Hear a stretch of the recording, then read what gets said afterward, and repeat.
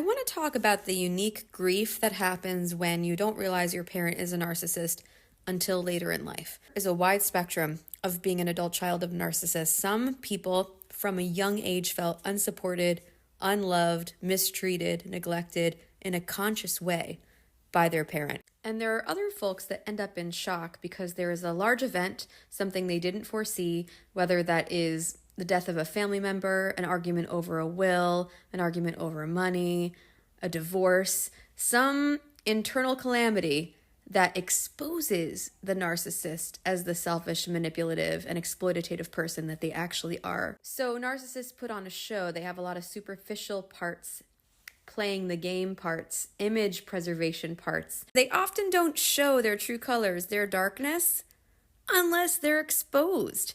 And so something that really rocks their sense of self, their sense of control, their sense of power over others, if that gets compromised or challenged in a significant enough way where they fear that they're losing their grip on the reality that they have created and chosen for themselves, ooh, shit, that's when you're going to see it.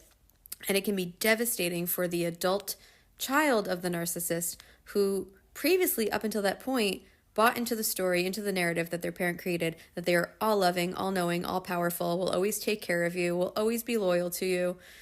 And then you get to call bullshit on that. And seeing that infrastructure collapse is utterly terrifying because it's also like seeing your entire reality collapse because your reality is so fused with the narcissist's reality that they have projected onto you. This leaves you like, holy shit, this entire time my parent was kind of malevolent, but I couldn't see it. Because as long as I was doing what they wanted and I agreed with them and I idealized them, I was the golden child, I was on their side, I could turn a blind eye to how they're harming other people around me.